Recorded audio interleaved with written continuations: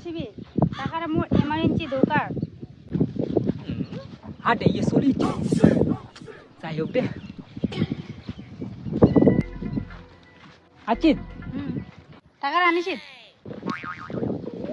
শালার এলাও টাসে করি পারনু না টাকার চাপটাই এখন ঠিক আছে কত নাকি ক কেনে ফোনত কইছু না 10,000 টাকা। 10,000 কি করে তাও না দিবেন না গেছে 10,000 কেন 1 লাখ হলো দিব ঠিক আছে নে 10,000 টাকা নে